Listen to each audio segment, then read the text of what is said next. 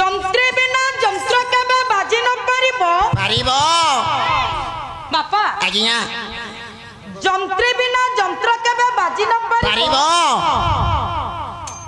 যন্ত্র অটে নারায়ণী আজ্ঞা যন্ত্র অটে নারায়ণী আজ্ঞা যন্ত্রী অটে জীব যন্ত্র অটে নারায়ণী আজ্ঞা যন্ত্রী অটে জীব জীব তুম্ভ লীলা সিনা তুম্ভক গোচর গোচর এ মা আজ্ঞা তুম্ভ লীলা সিনা তুম্ভক গোচর গোচর ইয়ে সে বুঝিব হ্যাঁ বিশ্ব চরাচর চরাচর চরাচর চরাচর মন কথা সিনা জানে বনমালী বনমালী মন কথা সিনা জানে বনমালী মালী হেলে কালা কি দাসিয়ে হইছি পাগে পাগেଳି পাগেଳି পাগেଳି বন্ধু খোঁজিবাকু গলি নিখিল জগত জগতে বন্ধু খোঁজিবাকু গলি নিখিল জগত জগতে হেলে তুম্ভ পরি বন্ধুটিয়ে ন মিলিলা মতে তুম্ভ পরি বন্ধুটিয়ে ন মিলিলা মতে হে বন্ধু হ্যাঁ ভুলি জীব নাহি না হে বন্ধু ভুলি জীব নাহি না কাଳେ স্নেহ ন পাইলে হেলা ভুলি যাও তুহি প্রভু মোর প্রাণর প্রাণ প্রাণ জীবর জীবন জীবন অমূল্যমান সম্পদ সম্পত্তি নরোত্তম বাবু আজ্ঞା ସବୁର ଆରମ୍ଭ ଅଛି ଆଜ୍ଞା ହଁ ନାହିଁ ହଁ ଶେଷ ବି ଅଛି କଣ ଆରମ୍ଭ ହବ ମାନେ ଶେଷ ହବ ଠାକୁରଙ୍କୁ ଆମେ ଆବାହନ କରିଛେ ଆଜ୍ଞା ବେଳ ପଡ଼ିଲା ଆଜ୍ଞା ଆମେ ବିସର୍ଜନ କରୁନେ ନାଷ୍ଟକୁ କାହିଁକି ବାପା କହିଲି କାହିଁ କହିଲ ମଣିଷର ଜୀବନଟା ମିଥ୍ୟା ହୋଇଥାଏ ଆଜ୍ଞା ହେଲେ ମୃତ୍ୟୁ ହେଉଛି ସୁନିଶ୍ଚିତ ନିଶ୍ଚୟ ମରିବ କେମିତି କେମିତି ନା ସବୁବେଳେ ଆସିବାଟା ଆନନ୍ଦ ହେଲେ ଯିବାଟା ହେଉଛି ଦୁଃଖଦାୟକ କଣ ଆଜ୍ଞା ଆସିବାଟା ଆନନ୍ଦ ହଁ ଯିବାଟା ହେଉଛି ଦୁଃଖଦାୟକ କଣ ଆସିବା ଆନନ୍ଦ ଯିବାଟା ଦୁଃଖଦାୟକ ମନେ କର ଆଜ୍ଞା ଛୁଆଟିଏ ମୋର ଜନ୍ମ ନେଇଛି ଛୁଆ ଜନ୍ମ ହେଲେ ଗାଁ ଦାଣ୍ଡ ମଝିରେ ଆଜ୍ଞା ଜେଜେ ବାପା ମୋର ମିଠା ବାଣ୍ଟୁଛି ମିଠା ବାଣ୍ଟିଲେ ମୁଁ ଯଦି ପଚାରିବି ଜେଜେ ବାପା ହଁ ଆପଣ କାହିଁକି ମିଠା ବାଣ୍ଟୁଛନ୍ତି କଣ କହିବି କିଲୋ ମା ପୂଜା କେତେ ଦିନ ପରେ ମୋର ନାତି ହେଇଛି ତ ସେଇ ଖୁସିରେ ମିଠା ବାଣ୍ଟୁଛି ଲୋ ମା ଜେଜେ ବାପା ଖୁସି ହୋଇକି କହିବେ ହଁ ଆଚ୍ଛା ମା ପୂଜା ହଁ ମୋର ଗୋଟେ ନାତି ଟୋକାଟିଏ ହୋଇଛି ତ ଆଜ୍ଞା ସେ ଖୁସିରେ ମୁଁ ମିଠା ବାଣ୍ଟୁଛି ଲୋ ମା ତାହେଲେ ଆସିବାର ଆନନ୍ଦ ଆଜ୍ଞା ଗଲାବେଳେ ନଥାଏ କଣ ଗଲା ବେଳେ ନଥାଏ କହିଲେ ଯେତେବେଳେ ସେଇ ଜେଜେ ବାପା ଆଜ୍ଞା ମୃତ୍ୟୁବରଣ କରିବେ ମରିଯିବେ ନାତି ଟୋକା ଆଜ୍ଞା ଯୁବକ ହୋଇଯାଇଥିବ ବଡ ହେଇଥିବ ସେ କଣ ମିଠା ବାଣ୍ଟିବ କି ଇଏ ଭଗବତମ ବ୍ରହ୍ମଗିରିରେ ନାହିଁ ଆରେ କଣ ମାନେ ଜେଜି ମଲେ ନାତି ମିଠା ବାଣ୍ଟୁନି କେମିତି ସେଇଥିପାଇଁ ମୁଁ କହୁଛି ବ୍ରହ୍ମଗିରି ବାଲା କାହିଁ ଏତେ ପଛରେ ପଡିନ୍ତି କଣ ଅପଦାର୍ଥ ଆରେ ଏଠି କୋଉ ସ୍ଥାନରେ ତମେ ଅଛି ଜାଣିଛଟି ବ୍ରହ୍ମଗିରିରେ ଅଛି ମୁଁ ସେଇଥିପାଇଁ କହୁଛି ବ୍ରହ୍ମଗିରି ବାଲା କାହିଁକି ଏତେ ପଛରେ ଅଛନ୍ତି ଏ ଅପଦାର୍ଥ କୁଳାଙ୍ଗର କଣ ହେଲା ଏଠି ଖୋର୍ଦ୍ଧା ଯିବାକୁ ତମେ ବାଟ ପାଇବନି ନ ପାଇଲେ କଣ ସତ କହିବାକୁ କିଆଁ ଡରିବି ସତ କହି ପଛେ ମଲେ ମରି ଜେଜ ମଲେ କେମିତି ମିଠା ବଣ୍ଟା ହବ ଆଜ୍ଞା ଆମର ସେପଟେ ଜେଜ ମଲାଠୁ କୋକେଇରେ ନଦା ହେଲା ପର୍ଯ୍ୟନ୍ତ ଆସ୍କା ପଟିକି ଲଡୁ ଖାଲି ବଣ୍ଟା ହଉଛି ଅପଦାର୍ଥ କୁଳାଙ୍ଗର ନାଇଁ ବାପା ଜେଜେ ବାପା ଚାଲି ଯାଇଛନ୍ତି ହଁ ନାତି ଟୋକା ଏଠି ବାପା ମିଠା ବାଣ୍ଟିବନି ଆଉ କଣ କରିବ ନାତି ଟୋକା ଦୁଇ ଅସରା କାନ୍ଦିଦ କେମିତି କାନ୍ଦିବ ପାଟି କରିବି ଆଜ୍ଞା କାହିଁକି ବାପା କହିଲି କାହିଁ କହିଲ ଚିଠିରେ ଇତି ଲେଖିଲା ପରେ ବାପା ଚିଠି ଲେଖିଲେ ସୁନ୍ଦର ସୁନ୍ଦର ନୁହଁ ସଭାଟି ଭାଙ୍ଗିଗଲା ପରେ ଭାଷଣ ଦେଲେ ସୁନ୍ଦର ନୁହଁ ନା ଖାଲି ଟାଲ କରିବା କଥା ସଭାଟି ମଉଳି ଗଲା ପରେ ଗୀତ ଗାଇଲେ ସୁନ୍ଦର ନୁହଁ ଯଦି ନ ହଉଥିବ ତାଳ ନବ ଏ ମଲା ମଣିଷ କାହିଁକି ସାଲନ ଦବ ହଁ ସେ କଣ ପିଇବ ହଁ ନା ତା ଦେହରେ ଯିବ ନାଇଁ ନୂଆ ମୁଖ୍ୟମନ୍ତ୍ରୀ କହନ୍ତି ଏବେ ଯାଉଛି ରହ ହଁ ଯାହା ହେଉ ଆଜ୍ଞା ପ୍ରଭୁର ଆଶୀର୍ବାଦ ହଁ ପ୍ରଭୁଙ୍କର ଆଶୀର୍ବାଦ ନହେଲେ ଆଜ୍ଞା ମୋ ମା ମଙ୍ଗଳାର କଲ୍ୟାଣ ନହେଲେ ହଁ ବା ଇଏ ବଳିଷ୍ଠ କର୍ମକର୍ତ୍ତାଙ୍କର ଆଗ୍ରହ ନହେଲେ ଆଜ୍ଞା ଆମ୍ଭେମାନେ ପୁନର୍ବାର ଆସି ଏ ସ୍ଥାନରେ ପହଞ୍ଚି ପାରିନଥିଲୁ ନା ନା ନା ନା ନା ରହ सबुरी मूल जड़े किए अच्छा जार इच्छा संसार चले चले जार इच्छा सृष्टि स्थिति प्रलय जार स्कंदे विश्वर भार सी जदि चाहिए बापा सब बेले समस्त से सहयोग कर कहीं कहली आज्ञा आपण मानकर सारिया भिक लिखिले कौन लिखिले कहले थका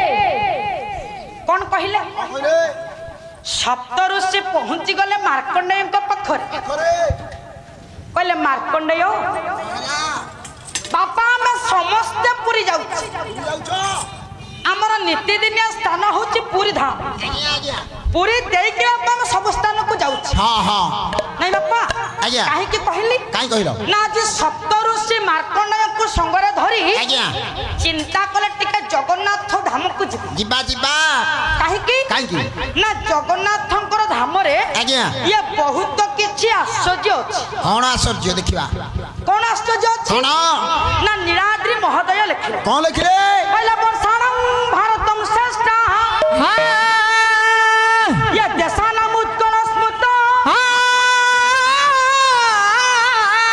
ये उत्कल समदेश नास्ति वही करे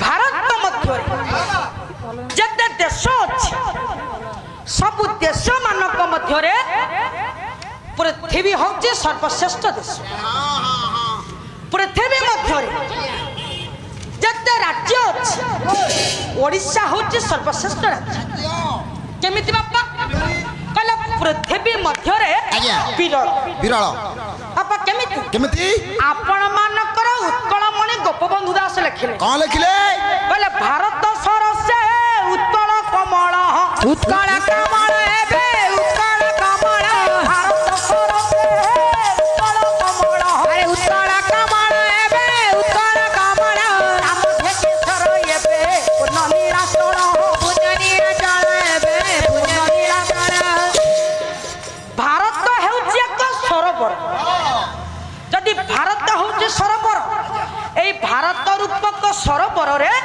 ये पुरी धाम होची एक पद्म पुष्प ताहले से पद्मर पाखुडा किए किए से पद्मर केसर किए से पद्मर भ्रमर किए मूल किए डाल किए ताहले बापा ये पुरी पद्म होची एक सरोवर सरोवर बा ये पुरी पद्मर पाखुडा बापा छथि जे कि रत्न सिंहासन ऊपर विराजमान करिथवा नीलाद्रि महोदय महाप्रभु जगन्नाथ जगन्नाथ केमिति केमिति ना पुणी नीलाद्रि महोदय लिखि कोन लिखले पहिला दोल सन्नम दोल गोविंद हां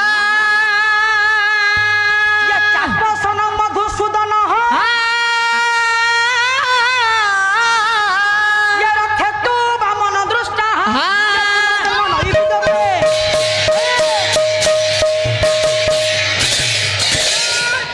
पुरीरा आश्चर्य दोल कोन बापा पूर्णमारे दोल गोविंद विमान रे झुलुथिबा चापरे मदन मोहन नरेंद्र पुष्करणी रे चाप खेलुथिबा समय आषाढ़ मासरे विष्णुकर नाम हैला वामन वामन ताले रथ ऊपरे वामन रूपी जगन्नाथ को दर्शन कले बापा ये जीवन रे पुनर्जन्म हबो ना केमिति केमिति रथ ऊपरे वामन रूपी जगन्नाथ को दर्शन कले ये जीवन रे बापा पुनर्जन्म हबो ना ना केमिति केमिति कहले साक्षात प्रवेश ब्रह्म हत्या पाप हरे हत्या पाप हरे बे हत्या साक्षात प्रवेश ब्रह्म हत्या पाप हरे हत्या पाप हरे बे हत्या पाप हरे साक्षात होइसी एक पाळ वचन रे हरि रे बे काल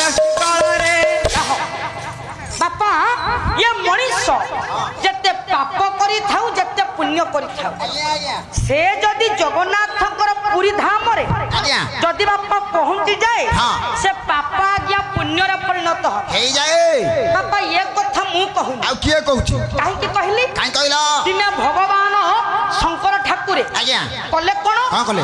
ବ୍ରହ୍ମାଙ୍କର ପଞ୍ଚମ ମୁଣ୍ଡକୁ ଚାପୁଡା ମାରିଲେ। ବ୍ରହ୍ମାଙ୍କର ପଞ୍ଚମ ମୁଣ୍ଡ ଛିଡି ଶିବଙ୍କର ହସ୍ତରେ ଲାଗିଲା। ଯେତେବେଳେ ଭଗବାନ ଶିବ ଠାକୁରେ ଯମୁନା ବାଛୁରୀକି ଚାପୁଡା ମାରିଲେ, ଯମୁନାର ମୁଣ୍ଡ ଛିଡି ଶିବଙ୍କର ହସ୍ତରେ ଲାଗିଲା ଏବଂ ଶିବ ସେ ମସ୍ତକଟିକୁ ଧରି ଆଜ୍ଞା ପ୍ରବେଶ ହୋଇଲେ ଶ୍ରୀକ୍ଷେତ୍ରରେ। କେମିତି କହିଲେ? ଶ୍ରୀକ୍ଷେତ୍ର ପ୍ରବେଶ ବ୍ରହ୍ମ ହତ୍ୟା ପାପ ହରେ, ହତ୍ୟା ପାପ ହରେ, ଶ୍ରୀକ୍ଷେତ୍ର ପ୍ରବେଶ ବ୍ରହ୍ମ ହତ୍ୟା ପାପ ହରେ, ହତ୍ୟା ପାପ ହରେ, ସାକ୍ଷାତ ହୋଇଛି ଏକ ବାଳବଚନରେ,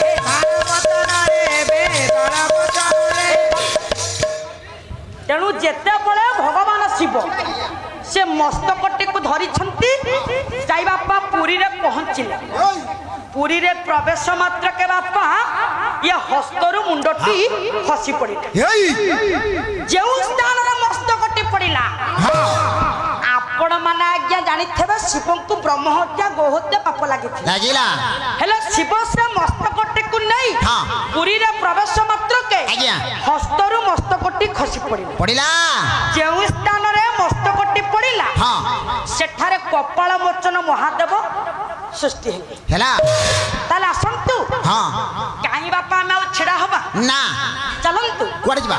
ଟିକେ ମହାପ୍ରଭୁଙ୍କୁ ଟିକେ ଦର୍ଶନ କରିବାକୁ ଯିବାନି? ଆଚ୍ଛା କୋଉଥିରେ ଯିବା? ଟ୍ରାକ୍ଟର ନେଇକି ଯିବା, ଶୀଘ୍ର ପହଞ୍ଚିବ। ପ୍ରଭୁଙ୍କୁ ଟିକେ ଦର୍ଶନ କରିକି ଫେରି ଆସିବା।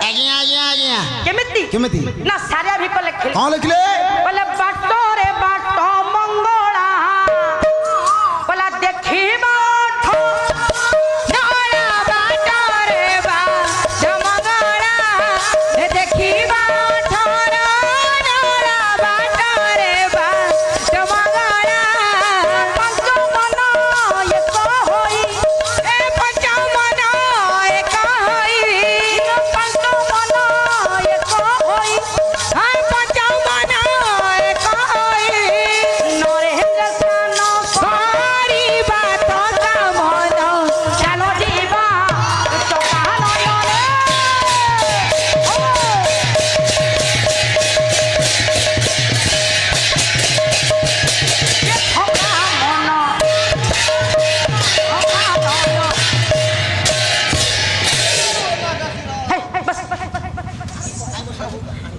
ଯେତେବେଳେ ଆଜ୍ଞା ସପ୍ତ ଋଷି ଚିନ୍ତା କରିବା ପହଞ୍ଚି ଗଲେ କେଉଁଠି ଆଜ୍ଞା ଜଗନ୍ନାଥଙ୍କୁ ଦର୍ଶନ କରିବା ମାତ୍ରକେ ରାସ୍ତାରେ ଯାଉଛନ୍ତି।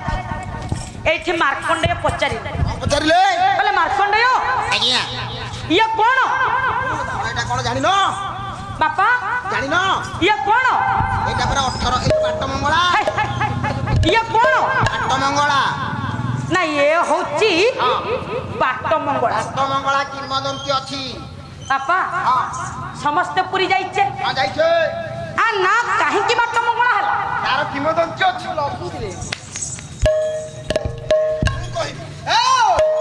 ପାଟିଗନି ନା ଇଏ ହଉଛନ୍ତି ବାଟ ମଙ୍ଗଳା। ନା ଆ ନାମ କାହିଁକି ବାଟ ମଙ୍ଗଳା ହେଲା? କାହିଁକି ନା ଦିନେ ଶିକାର କରି ବୀର କିଶୋର ଦେବ ଯେତେବେଳେ ଶିକାର କରିବା ଫେରୁଛନ୍ତି ଏହି ସ୍ଥାନରେ ରାତ୍ର ଅନ୍ଧକାର ହୋଇଗଲା। ଯେତେବେଳେ ରାତ୍ର ଅନ୍ଧକାର ହେଲା ସେ କାକଟପୁର ବାସିନୀ ମା ମଙ୍ଗଳାଙ୍କୁ ସ୍ମରଣ କଲେ। ସେ କାକଟପୁର ବାସିନୀ ମା ମଙ୍ଗଳାଙ୍କୁ ସ୍ମରଣ କଲେ। ମା ହୁଣ୍ଡା ଆଲୋକ ଧରି ହୁଳହୁଳି ପକାଇ ନଅରରେ ବାଟ ଦେଖାଇଦେଲେ ଏବଂ ରାଜା ପୁଣି ନଅରରେ ଯାଇ ପ୍ରବେଶ କରିଦେଲେ ଏବଂ ଯେଉଁ ସ୍ଥାନରେ ମା ବାଟ ମଙ୍ଗଳକୁ ଆଣିଥିଲେ ସେହିଠାରେ ବାଟ ମଙ୍ଗଳାକୁ ସ୍ଥାପନ କରାଗଲା। ସେହି ଦିନ ଠାରୁ ବାଟ ମଙ୍ଗଳା ବୋଲି ସ୍ଥାପିତ କରାଗଲା। ତେଣୁ ବାପା ଯେଉଁଠାରେ ରାଜା ଆଣି ପହଞ୍ଚେ ଦେଇଲେ ଆଜ୍ଞା ସେଇ ସ୍ଥାନରେ ବାଟ ମଙ୍ଗଳାଙ୍କୁ ରାତ୍ର ଅନ୍ଧକାରରେ ସ୍ଥାପନ କରାଗଲା। କେବେଠାରୁ ବାପା ଆମେ ଦର୍ଶନ କରୁଛେ ଇଏ ହଉଛି ବାଟ ମଙ୍ଗଳା। ତାହେଲେ ବାଟରେ ବାଟ ମଙ୍ଗଳା ଆଜ୍ଞା ଦେଖିବା 18 ନଳା। ନଳା ବାପା ନଳା କେତୋଟି? 18। କାଇଁ ଖାଲି ମାରୁଛ? ତୋ ଭଳି ଅପଦାର୍ଥ ମାଡ଼ ଖାଇବା ଦରକାର। ନାଇଁ ତମେ ତ କହିଲ 18 ନଳା, ମୁଁ କହିଲି 18 ନଳା, ତମେ ମାରୁଛ କାଇଁ? ଆରେ ସେ 18 ନଳା ନୁହଁ। ଆଉ କେତେ ନଳା? ସେ ହଉଛି 19 ନଳା। 19 ନଳା ପ୍ରମାଣ ଦିଅ। ସମସ୍ତେ କୁହନ୍ତି 18 ନଳା। ଆଜ୍ଞା ନାଇଁ ବାପା ମୁଁ କଣ ମୋ ବାପା ତ କହିଲି 18 ନଳା।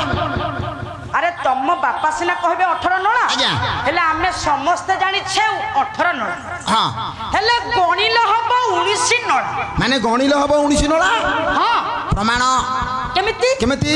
ଦିନେ ଆଜ୍ଞା ରଣପୁରର ରାଜା, ହଁ ରଣପୁର ରାଜା, ରଣପୁରର ରାଜା ଆଜ୍ଞା ନରେନ୍ଦ୍ର ରଣେନ୍ଦ୍ର ପ୍ରତାପ ରାଜମୁକୁନ୍ଦଙ୍କର କନ୍ୟାକୁ ବିବାହ କଲେ। ଆଜ୍ଞା ରଣପୁରର ରାଜା ନରେନ୍ଦ୍ର ରଣେନ୍ଦ୍ର ପ୍ରତାପ ଯେତେବେଳେ ଝିଅଟିକୁ ବିବାହ କଲେ ଆଜ୍ଞା 18ଟି ପୁତ୍ର ସନ୍ତାନ ଜନ୍ମ ହେଲେ। 18 ଆଜ୍ଞା 18ଟି ପୁତ୍ର ସନ୍ତାନ ଜନ୍ମ ହେଲେ। ଆଜ୍ଞା ବଡ଼ ପୁଅ ହଁ ରୋଗ ଶଯ୍ୟାରେ ମୃତ୍ୟୁବରଣ କଲା। ଆଜ୍ଞା ଆଉ 17ଟି ପୁତ୍ର କଳା ପାହାଡ଼ ସହିତ ଯୁଦ୍ଧରେ ନିହତ କରି ଆଜ୍ଞା ବିନାଶ ହେଲେ। ହେଇଗଲେ। ଯେତେବେଳେ ବାପା ବିନାଶ ହେଲେ ଆଜ୍ଞା ଇଏ ହଉଛି 18 ନଳା। ହଁ 18ଟି ନଳା ହଉଛି 18ଟି ପୁତ୍ର। 19 ନଳା ହଉଛନ୍ତି କିଏ ସେ? ରଣପୁରର ରାଜା ନରେନ୍ଦ୍ର ରଣେନ୍ଦ୍ର ପ୍ରତାପ। ତେଣୁ କରି ହେଲା 19 ନଳା। ତାଙ୍କ ବାପାକୁ ମିଶେଇଲା ହେବେ 19 ନଳା। ଏହା ବାପା ମୁଁ କହୁନି, ଆଉ କିଏ କହୁଛି? ଏହା ହଉଛି ଇତିହାସ ମତ। ଆଜ୍ଞା ଆଜ୍ଞା ହେଲେ ଆମ ପୌରାଣିକ ମତରେ କଣ 18 ନଳା କିଏ ସେ? ବାପା ପୌରାଣିକ ମତରେ ଆଜ୍ଞା ଯେତେବେଳେ ଆପଣ ମାନଙ୍କର ଜଗନ୍ନାଥ ମନ୍ଦିରକୁ ପୌରାଣିକ ମତରେ ଆଜ୍ଞା ଜଗନ୍ନାଥ ମନ୍ଦିରକୁ ନିର୍ମାଣ କଲେ କିଏ? ସେ?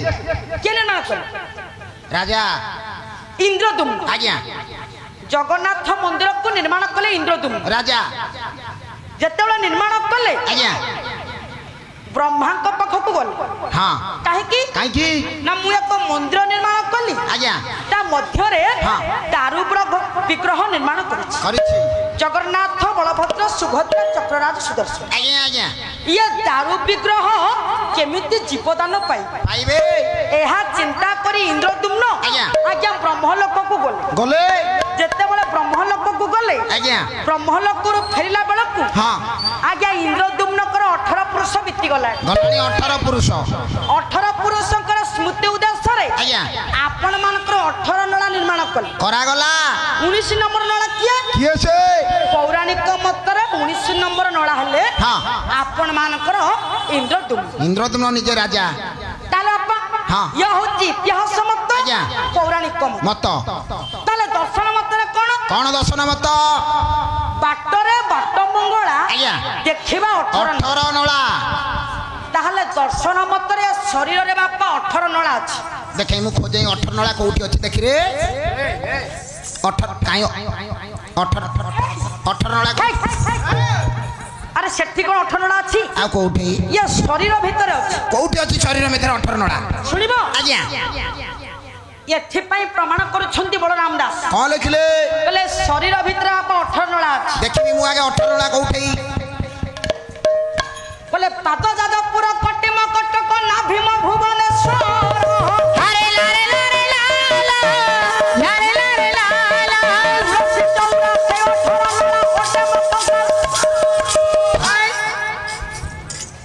କହିଲେ ଇଏ ପାଦରେ ବାପା ମା ବିରଜା ଅଛନ୍ତି। ବିରଜା କୋଉଠି ଅଛନ୍ତି? ଯାଜପୁରରେ। ଆଜ୍ଞା ତାହେଲେ ପାଦରେ ଅଛନ୍ତି ବିରଜା। କହିଲେ ପାଦ ଯାଜପୁର ଇଏ କଟି ହଉଛି କଟକ। ଇଏ କଟିରେ ବାପା କିଏ ଅଛନ୍ତି? କଟକେଶ୍ୱରୀ ଅଛନ୍ତି।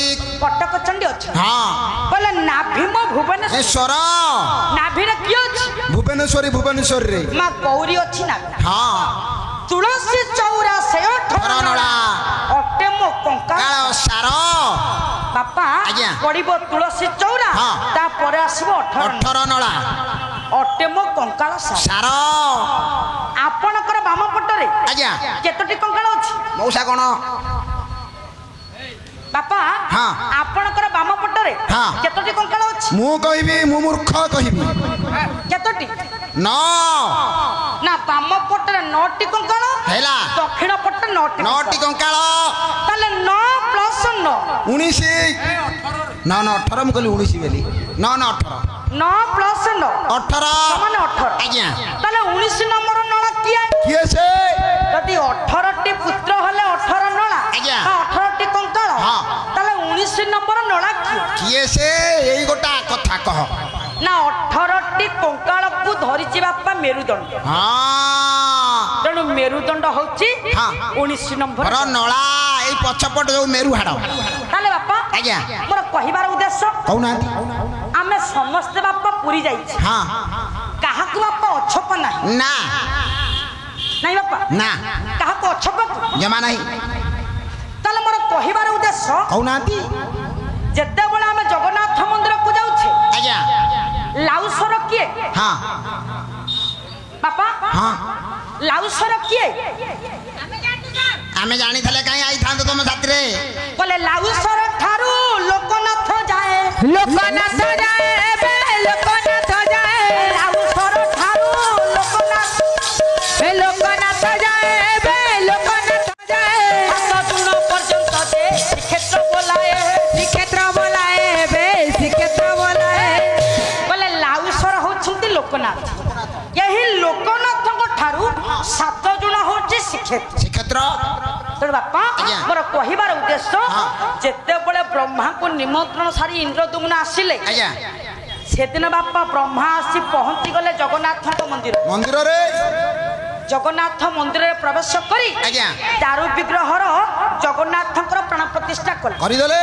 ଠିକ ଏତିକି ବେଳେ ଇନ୍ଦ୍ରଦ୍ୟୁମ୍ନ ଚାଲିଗଲେ। ଚାଲିଗଲେ। ଯେତେବେଳେ ଚାଲିଗଲେ, ଆଜ୍ଞା। ଆପଣ ମାନଙ୍କର ହଁ। ଇନ୍ଦ୍ରଦ୍ୟୁମ୍ନ ପଚାରିଲେ। କଣ ପଚାରିଲେ? ବ୍ରହ୍ମା ଚାଲିଗଲେ, ହଁ। ଏଇଠି ଜଗନ୍ନାଥ ମହାପ୍ରଭୁଙ୍କୁ ଇନ୍ଦ୍ରଦ୍ୟୁମ୍ନ ପଚାରିଲେ। ପଚାରିଲେ। କହିଲେ ମହାପ୍ରଭୁ, ହଁ। ଆପଣଙ୍କର ପ୍ରାଣ ପ୍ରତିଷ୍ଠା ହେଲା, ହେଲା। ବର୍ତ୍ତମାନ ମୁଁ ମୋ ରାଜ୍ୟକୁ ଚାଲି ଯାଉଛି। ଯାଉଛି ପ୍ରଭୁ, ମତେ କ୍ଷମା କରିବେ ପ୍ରଭୁ, ମୁଁ ଯାଉଛି। ଜଗନ୍ନାଥ ମହାପ୍ରଭୁ ଇନ୍ଦ୍ରଦ୍ୟୁମ୍ନକୁ ଛାଡ଼ିଲେନି। ହଁ। ଆଉ ଛାଡ଼ିଲେନି। ନା। କହିଲେ କୁଆଡେ ଯିବ? ମୋ ରାଜ୍ୟକୁ ଚାଲିଯିବି ପ୍ରଭୁ। ନା, ଏତେ ବଡ ଜଗନ୍ନାଥ ମନ୍ଦିର ନିର୍ମାଣ କଲ, ପ୍ରଭୁ। ଜଗନ୍ନାଥଙ୍କର ପ୍ରାଣ ପ୍ରତିଷ୍ଠା କଲ, ଆଜ୍ଞା। ତୁମେ କଣ ସତରେ ଚାଲିଯିବ? ହଁ ପ୍ରଭୁ, ଚାଲିଯିବି। ମୋ କାମ ସରିଗଲା, ମୁଁ ଏଥର ଚାଲିଯିବି ପ୍ରଭୁ। ହେଲେ ମୁଁ ତୁମକୁ ଛାଡ଼ିବିନି। ନାଇଁ ପ୍ରଭୁ, ମୁଁ ଚାଲିଯିବାକୁ ପଡିବ। କାହିଁକି? କାହିଁକି? ନା ତୁମେ ମତେ କିଛି ବର ମାଗ। ବର ମାଗିବି ପ୍ରଭୁ, ମୋର ମୋର ଲୋଡ଼ା ନାହିଁ ପ୍ରଭୁ। ତୁମେ ମତେ କିଛି ବର ମାଗ। ମୋର କିଛି ଲୋଡ଼ା ନାହିଁ ପ୍ରଭୁ। ନା କି ବର ମାଗିବି? ନା, ମୋର ଆପଣଙ୍କ ପାଖରେ କୌଣସି ବର ଆବଶ୍ୟକ। ଆବଶ୍ୟକ ନାହିଁ ପ୍ରଭୁ। କହିଲେ ହଉ, ହଁ। ଯଦି ଆପଣ କହୁଛନ୍ତି ମୁଁ ଏ ମନ୍ଦିର ନିର୍ମାଣ କରିଛି, ଆଜ୍ଞା। ଆପଣଙ୍କର ପ୍ରାଣ ପ୍ରତିଷ୍ଠା ପାଇଁ ହଁ। ବ୍ରହ୍ମାଙ୍କୁ ଡାକିଛି, ଆଜ୍ଞା। ତାହେଲେ ଠିକ ଅଛି। ହଁ। ତାହେଲେ ଆପଣ ସତ୍ୟ କଲେ ମୁଁ ବର ମାଗିବି। ଆପଣ ସତ୍ୟ କରନ୍ତୁ, ସତ୍ୟ କଲେ ମୁଁ ମାଗିବି ପ୍ରଭୁ, ନହେଲେ ସେମିତି ମାଗିବିନି ପ୍ରଭୁ। ଠିକ ଅଛି। ଆଜ୍ଞା। ଯଦି ତୁମେ ଇନ୍ଦ୍ରଦ୍ୟୁମ୍ନ କହୁଛ, ଆଜ୍ଞା। ମୁଁ ସତ୍ୟ କଲେ ତୁମେ ବର ମାଗିବ। ଆଜ୍ଞା, ଆପଣ ସତ୍ୟ କଲେ ମୁଁ ମାଗିବି। ମୁଁ ସତ୍ୟ କରୁଛି। ଆଜ୍ଞା। ଜଗନ୍ନାଥ ମହାପ୍ରଭୁ ବାପା ସତ୍ୟ କରୁଛନ୍ତି। କେମିତି? କେମିତି? ବୋଲେ ସତ୍ୟ ସତ୍ୟ 3 ବାର, ଇଏ ସଂଖ୍ୟା ଟେକି ପାଣି ସତ୍ୟ ସତ୍ୟ 3 ବାର, ସାକ୍ଷୀ ଚନ୍ଦ୍ର ପାଣି ନାହିଁ ଗଲାଣି ଲୋ ରାବିଲାଣି କାଉ, କେତେ ନିଦ ଶୋଇ ଅଛୁଲ ମଣି ରାଣୀ ବୋଉ। ମହାପ୍ରଭୁ ମୋର ସତ୍ୟ କରିଦେଲେ ବାପା। କହିଲେ ରାଜା, ଏ ରାଜା ପ୍ରଭୁ କିଛି ତ ମାଗ। ମାଗୁଛି ପ୍ରଭୁ। ନା ତାହେଲେ ତୁମେ ପ୍ରଭୁ ସତ୍ୟ କରିଛ? ପ୍ରତିଷ୍ଠା ହୁଅନ୍ତୁ ପ୍ରଭୁ, ମୁଁ ମାଗୁଛି ତମକୁ ବର। ନା ହଁ ମୁଁ ସତ୍ୟ କରିଛି। ହଁ। ନା ମୁଁ ଏଇ ବର ମାଗୁଛି। ଆଜ୍ଞା। ଇନ୍ଦ୍ରଦ୍ୟୁମ୍ନ କହୁଛନ୍ତି ହଁ। ମୁଁ ଏହି ବର ମାଗୁଛି। ବେଶ। ନା କୋଉ ବର? ହଉ। ବୋଲେ ଆଜି ଠାରୁ ବଂଶ ବୁଡି ଯାଉ। ଚମକି ପଡିଲେ କୋଟି ଓଡିଆର ମୌଡମ ଜଗନ୍ନାଥ ମହାପ୍ରଭୁ। କହିଲେ ହେ ରାଜା, ପ୍ରଭୁ ଏତେ ବଡ ମନ୍ଦିର ନିର୍ମାଣ କରି ହଁ। ତାର ବିଗ୍ରହର ପ୍ରାଣ ପ୍ରତିଷ୍ଠା କରିଛ, ହଁ ପ୍ରଭୁ। ତା ପ୍ରତିବଦଳରେ ତୁମେ ମତେ ମାଗୁଛ ପ୍ରଭୁ। ମୋର ସବୁ ଧର୍ମ ନାଶ ହେଇଯାଉ। ହଁ ପ୍ରଭୁ, ମୋର ସେଇ ବର ଦରକାର ପ୍ରଭୁ। ନା ମହାପ୍ରଭୁ, ହଁ।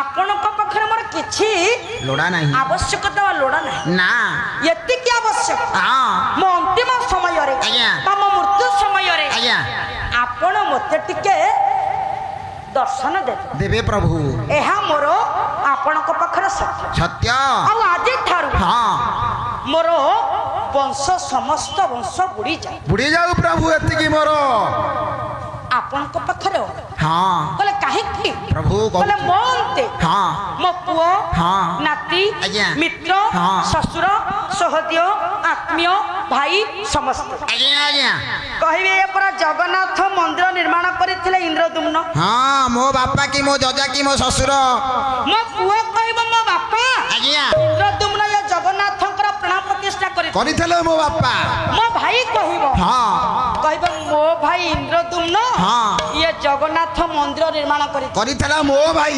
ବାପା ହଁ ମୋର କହିବା ଦ୍ୱାରା ମୋର ସବୁ ଧର୍ମ ନାଶ ହୋଇଯାଏ ହେଲା ହେ ମହାପ୍ରଭୁ ଆଜ୍ଞା କୋଟି କୈବଲ୍ୟର ନାଥ ହଁ ମୁଁ ଏତିକି କହୁଛି ଆଜ୍ଞା ଆଜିଠାରୁ ମୋ ବଂଶ ଏବେ ବୁଡ଼ି ଯାଉ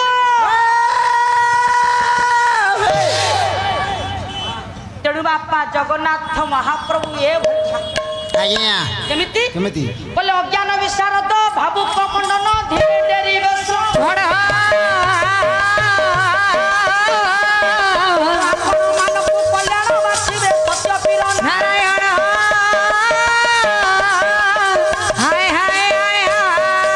କହିବା ଗାଇବା ସହଜ ହୋଇ କହୁଥିଲେ ମଜା ହୋଇ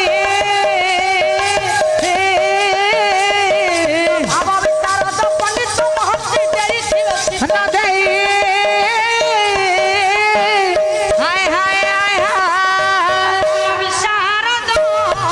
ଭାବୁକ ମଣ୍ଡନ ଆପଣମାନଙ୍କୁ କଲ୍ୟାଣ ବାସିବେ ସତ୍ୟ ନାରାୟଣ